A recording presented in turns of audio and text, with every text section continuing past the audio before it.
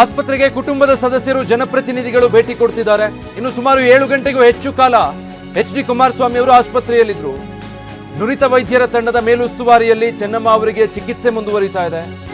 ಪತ್ನಿ ಆರೋಗ್ಯವನ್ನ ವಿಚಾರಿಸಿ ದೇವೇಗೌಡರು ಆಸ್ಪತ್ರೆಯಿಂದ ತೆರಳಿದ್ದಾರೆ. 3 ಗಂಟೆಗೂ ಹೆಚ್ಚು ಕಾಲ ಆಸ್ಪತ್ರೆಯಲ್ಲಿದ್ದರು ಎಚ್.ಡಿ. ದೇವೇಗೌಡರು. ಆಮೇಲೆ ನನಗೆ ಡಯಾಲಿಸಿಸ್ ಮಾಡಿದ್ದಾರೆ, ಮನೆಗೆ ಹೋಗಬೇಕು ಅಂತ ಅವ್ರು ಹೇಳಿದ್ರು.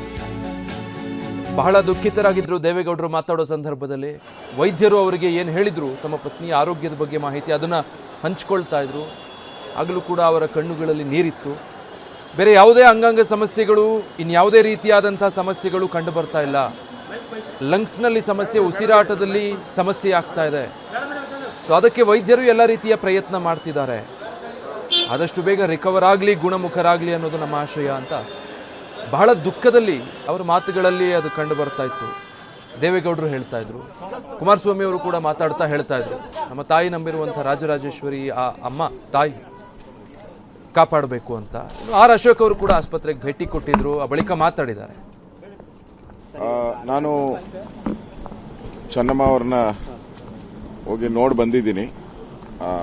ಆಸ್ಪತ್ರೆಯಲ್ಲಿ ಈಗಾಗಲೇ ಟ್ರೀಟ್ಮೆಂಟ್ ತಗೊತಾ ಇದ್ದಾರೆ. ಸನ್ಮಾನ್ಯ ದೇವೇಗೌಡರು ಇದ್ದಾರೆ, ರೇವಣ್ಣವರು, ಕುಮಾರಣ್ಣವರು, ಅವರ ಇಡೀ ಕುಟುಂಬ ಪೂರ್ತಿ ಅಲ್ಲೇ ಇದೆ. ಸೊ ಮೊನ್ನೆನೂ ಕೂಡ ಭಾಳ ಕ್ರಿಟಿಕಲ್ ಆಗಿತ್ತು. ಇವತ್ತು ಸ್ವಲ್ಪ ಚೇತರಿಕೆಯನ್ನು ಕಂಡಿದ್ದಾರೆ. ನಾನು ಹೋಗಿ ಅವರ ವಾರ್ಡ್ಗೆ ಹೋಗಿ ಅವರನ್ನು ನೋಡಿ ಬಂದಿದ್ದೀನಿ.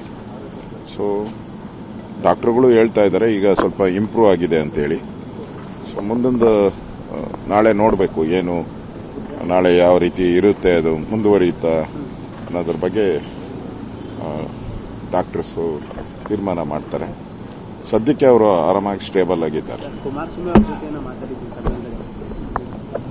ಅದೆಲ್ಲ ಏನು ಡೀಟೇಲ್ಸ್ ಕೊಡ್ತಾರೆ ನಮ್ಮ ಪ್ರತಿನಿಧಿ ಸುನಿಲ್. ದೇವೇಗೌಡರು, ಕುಮಾರಸ್ವಾಮಿ ಅವರು ಕುಟುಂಬದವರೆಲ್ಲ ಬಹಳ ದುಃಖದಲ್ಲಿದ್ದಾರೆ ಚೆನ್ನಮ್ಮ ಅವರ ಆರೋಗ್ಯ ಪರಿಸ್ಥಿತಿಯನ್ನು ಕಂಡು. ಸದ್ಯ ಏನು ತಿಳಿದು ಬರ್ತಾ ಇದೆ? ಅವರ ಆರೋಗ್ಯ ಸ್ಥಿರವಾಗಿದೆಯಾ? ವೈದ್ಯರು, ಆಸ್ಪತ್ರೆ ಮೂಲಗಳಿಂದ ಏನು ಗೊತ್ತಾಗ್ತಾ ಇದೆ ಚೆನ್ನಮ್ಮ ಅವರ ಆರೋಗ್ಯ ಪರಿಸ್ಥಿತಿ ಬಗ್ಗೆ? ವೀರಪ್ಪ, ಮಾಜಿ ಪ್ರಧಾನಿ ದೇವೇಗೌಡರ ಪತ್ನಿ ಚೆನ್ನಮ್ಮ ಅವರ ಆರೋಗ್ಯದ ಸಾಕಷ್ಟು ಏರುಪೇರು ಕಂಡು ಬಂದ ಹಿನ್ನೆಲೆಯಲ್ಲಿ ಈಗಾಗಲೇ ಕಳೆದ 3 ದಿನಗಳಿಂದ ಬೆಂಗಳೂರಿನ ಮಣಿಪಾಲ್ ಆಸ್ಪತ್ರೆ ಚಿಕಿತ್ಸೆಯನ್ನು ಕೂಡ ನೀಡ್ತಾ ಇದ್ದಾರೆ.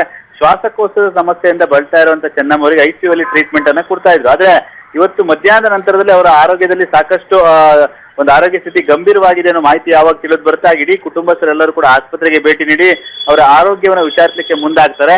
ಈಗಾಗಲೇ ಸದ್ಯದ ಮಾಹಿತಿಯ ಪ್ರಕಾರ ಈಗಾಗಲೇ ಅವರ ಆರೋಗ್ಯ ಸ್ಥಿತಿ ಸಾಕಷ್ಟು ಗಂಭೀರವಾಗಿದೆ ಅನ್ನೋ ಮಾಹಿತಿ ಕೂಡ ಲಭ್ಯವಾಗಿದೆ. ಈಗಾಗಲೇ ಐಸಿಯುನಲ್ಲಿ ಅವರಿಗೆ ಚಿಕಿತ್ಸೆಯನ್ನು ಕೂಡ ಮುಂದುವರಿಸಿದ್ದಾರೆ. ಆದ್ರೆ ವಿಶೇಷವಾಗಿ ಏನಂದ್ರೆ ಈಗಾಗಲೇ ದೇವೇಗೌಡರು ಮತ್ತೆ ಕುಮಾರಸ್ವಾಮಿ ಅವರ ಒಂದು ಮಾತುಗಳನ್ನ ಆಲಿಸಿದ್ರೆ ಅವರ ಆರೋಗ್ಯದ ಪರಿಸ್ಥಿತಿ ಎಷ್ಟರ ಮಟ್ಟಿಗೆ ಗಂಭೀರವಾಗಿದೆ ಅನ್ನೋದು ಸ್ಪಷ್ಟವಾಗಿ ಗೊತ್ತಾಗುತ್ತೆ. ಮತ್ತೆ ಸಾಕಷ್ಟು ಭಾವುಕರಾಗಿ ಕೂಡ ಈಗಾಗಲೇ ಇಬ್ಬರು ಕೂಡ ಮಾತಾಡಿರುವಂತದ್ದು. ಅದರಲ್ಲೂ ಕೂಡ ಕುಮಾರಸ್ವಾಮಿ ಅವರು ಕಳೆದ 6-7 ಗಂಟೆಗಳ ಕಾಲ ಆಸ್ಪತ್ರೆಯಲ್ಲಿದ್ದು ತಾಯಿಯ ಆರೋಗ್ಯವನ್ನ ವಿಚಾರಿಸಿದ್ರು.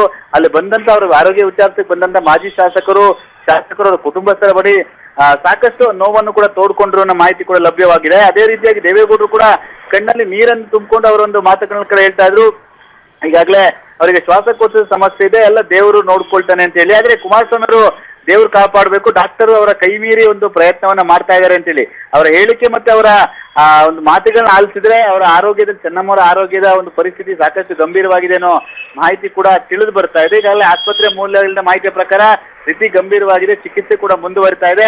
ನಾಳೆಯೂ ಕೂಡ ಹೆಚ್ಚಿನ ಚಿಕಿತ್ಸೆಯನ್ನ ಮತ್ತೆ ನುರಿತ ವೈದ್ಯರನ್ನ ತಂಡದಿಂದ ಮಾಡಿಸ್ತಾರೆ ಅನ್ನೋ ಮಾಹಿತಿ ಕೂಡ ಲಭ್ಯವಾಗಿದೆ. ಹಾಗಾಗಿ ಅವರ ಆರೋಗ್ಯ ಚೆನ್ನಮ್ಮವರ ಆರೋಗ್ಯ ಸ್ಥಿತಿ ಗಂಭೀರವಾಗಿದೆ. ಈಗಾಗಲೇ ಕುಟುಂಬಸ್ಥರು ಕೂಡ ಎಲ್ಲರೂ ಕೂಡ ಆಸ್ಪತ್ರೆಯಲ್ಲಿ ಬಿಟ್ಟು ಅವರ ಆರೋಗ್ಯವನ್ನು ವಿಚಾರಿಸಿಕೊಳ್ತಾ ಇದ್ದಾರೆ. ಅದೇ ರೀತಿಯಾಗಿ ಒಂದು ಕಡೆ ಈಗಾಗಲೇ ದೆಹಲಿಯಿಂದ ಬಂದಿರುವಂತಹ ವೈದ್ಯರು ಕೂಡ ಅವರಿಗೆ ಚಿಕಿತ್ಸೆಯನ್ನು ಕೂಡ ನೀಡ್ತಾ ಇರುವಂತದ್ದು. ಹಾಗಾಗಿ ಒಂದಷ್ಟು ಭಾವುಕರಾಗಿ ಕುಮಾರಸ್ವಾಮಿ ಅವರು ಮತ್ತು ದೇವೇಗೌಡರು ಮಾತುಗಳನ್ನ ಕೂಡ ಆಡಿದ್ದಾರೆ. ದೇವರು ಇದ್ದಾನೆ ನೋಡ್ಕೊಳ್ತಾನೆ ಅಂತ ಹೇಳ್ರಿ. ಆದ್ರೆ ಆ ಮಾತುಗಳನ್ನ ನೋಡ್ತಾ ಇದ್ರೆ ಆದ್ರೆ ಅವರ ಆರೋಗ್ಯ ಸ್ಥಿತಿ ಎಷ್ಟರ ಮಟ್ಟಿಗೆ ಹದಗೆಟ್ಟಿದೆ, ಎಷ್ಟು ಗಂಭೀರವಾಗಿದೆ ಅನ್ನೋದು ಸ್ಪಷ್ಟವಾಗಿ ಗೊತ್ತಾಗ್ತಾ ಇರುವಂತದ್ದು. Veerappa, thank you Sunil.